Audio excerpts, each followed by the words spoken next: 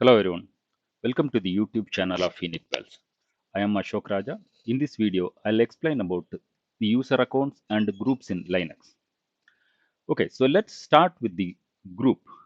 According to the official documentation of Unix, a group is a collection of users who can share files and system resources. And the groups are of two types, named as primary group and supplementary group, also called as secondary groups. An user can have only one primary group and can be part of up to 15 supplementary groups. If a group name is not provided at the time of creation of the user account, a group name in the name of the user ID would be created and the user would be assigned to that group. This initial group by default becomes the primary group of that user. This primary group can also be changed at any time later. Right. So let me log in into my Linux box.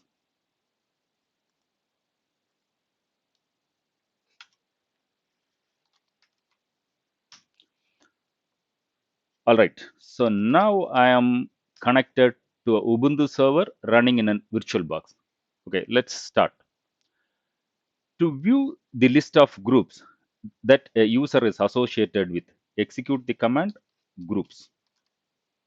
Okay, so this would return the list of groups that the current user is associated with.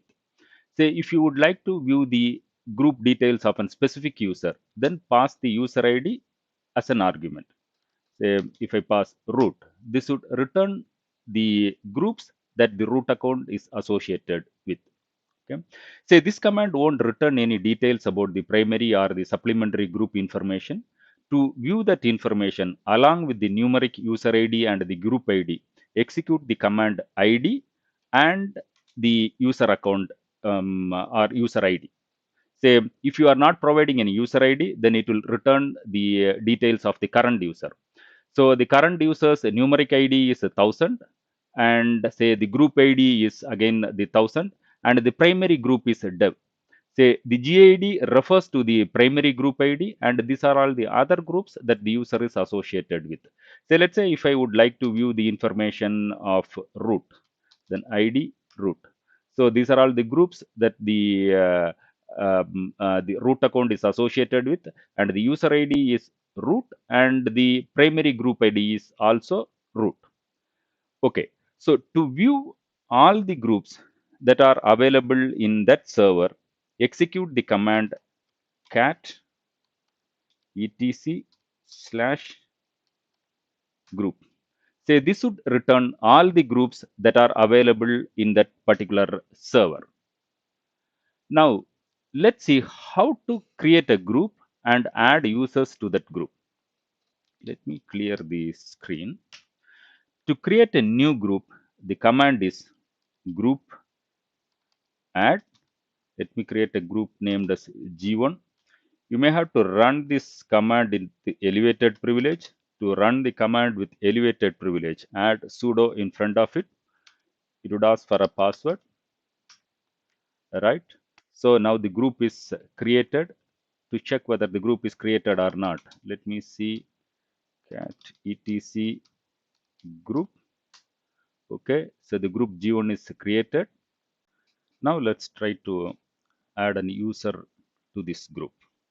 The command is user mod -ag, the group name, and let me add the current user account dev. Okay, so the user account is added to that the group. Same hyphen a is to add, capital G is to add this user as an supplementary, or to add that group as a supplementary group. To view the list of users who are associated with the group, the command is get ent group G1. So the dev is also part of that particular group. Okay, say to rename a group, say let me rename this group from G1 to G10. The command is sudo group mod -l new name and the old name. So new name, let me give it as an G10, and the old name is G1. Group mod. Okay, so the argument is not L, it is N. Okay, so now the group name is changed. To check the new name, let me see in the group list. Okay, so the group name have changed to G10. Okay, to delete a group, the command is sudo group del G1. Sorry, now we have changed the name to G10. Let me give it as an G10. So the group is deleted, and if we check, okay, the group is no more there. Okay, so now let's see about users. To add a user, the command is user add sudo user add u1. The user u1 is added. Say, since we haven't provided any group name or whatever it is, same along with this username, a group with the name u1 would also have created by now, and the group will and that group will act as a primary group of that user. To validate that, let's try the command id u1. Okay, say the gid is also u1, and say the u1 is also get listed in the groups, right? So now let's try to change the primary group of this user. Okay, say, let me change the primary group to the dev. So user mod hyphen g, now it is small g, and dev is the group name, and the u1 is the user id. Okay, I have to run with elevated privilege. Okay, so now the group would have changed. So to check that, let me id say u1. Okay, so the gid have changed to dev. Earlier it was u1. Now the group have changed to the dev as well. Okay, now let's try to log in with the newly created user. So for that, let me assign a password to this user. Say, to assign a password, the command is passwd, and you have to provide the username to which you are going to change the password or to assign the password. Okay, u1, and the new password is okay. Say the password was successfully changed. Let me try to log in with that user account. Let me log out. Exit is the command to log out, and the u1 is the username. Okay, now I have logged in with the new user account u1. Okay, say there are some warnings for this particular user account. Say there is no home directory, or even the shell looks somewhat different. To check which shell it is using, the command is echo $0. So it is using the default shell, and let's now try to create a new user account with an home directory as well as with the bash as this shell. Let me exit. Let me connect it with the regular account.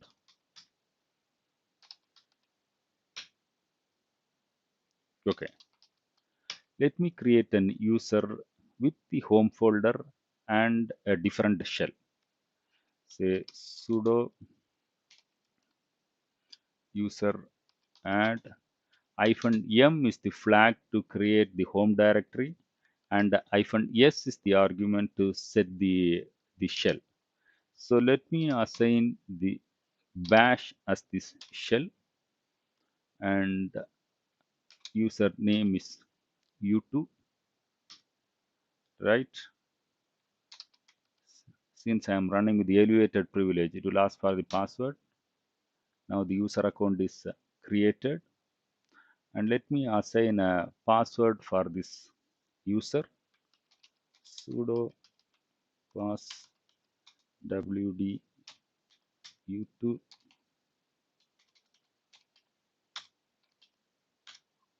Okay, now let me try to log in with this user account. Exit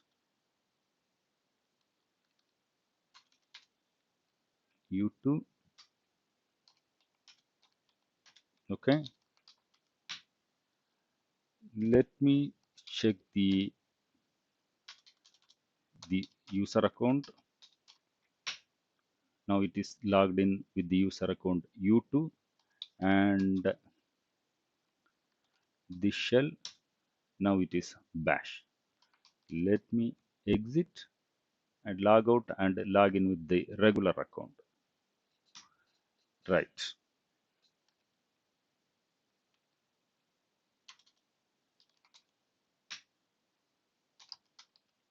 Okay, so I'm back to the regular account. So what we have done so far is I have created an user account u2 with an home folder, and by specifying the bash as this shell, and I just assigned a password to that user, and I just logged out from the dev user account and logged into the u2 account and just validated the shell, and I am back to the dev account right now. Okay, so to view the list of users available in this server, the command is cat etc pass wd. It would return the list of users that are created in this system. These two user accounts are created recently, u1 and u2.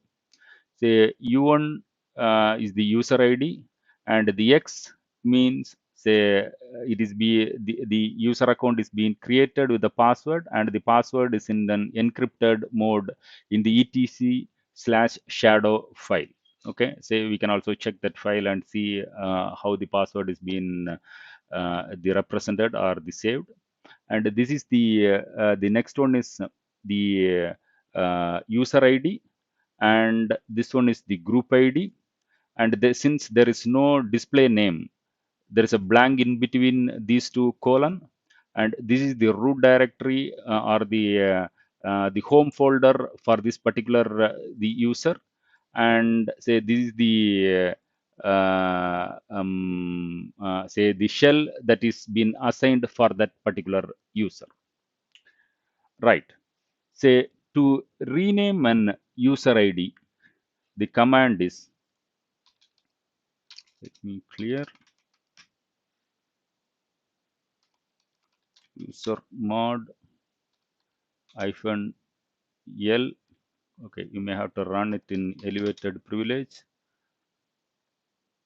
Let me change the user account u1 to u10.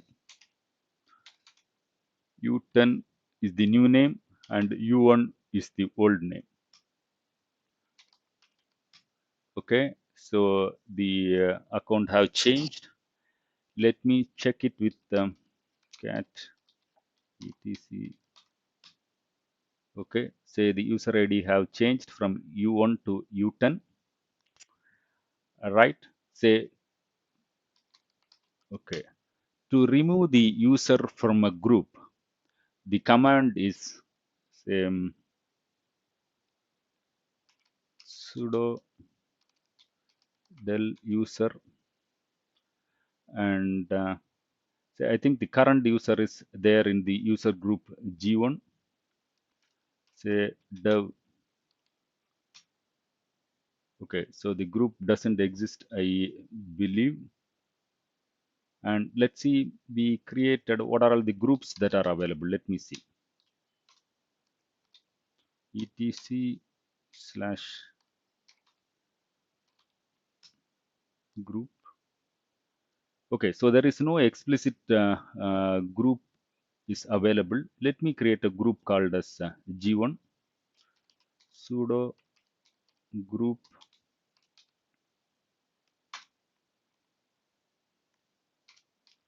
add G1. Okay, let me add the user U1 to that group. Sudo user mod hyphen ag, group name is G1 and the username is U1. Sorry, user mod hyphen G.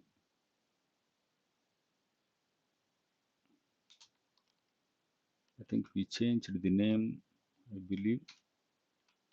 Okay, so the user 2 is added to the group 1, and let me see the list of users that are available in this group.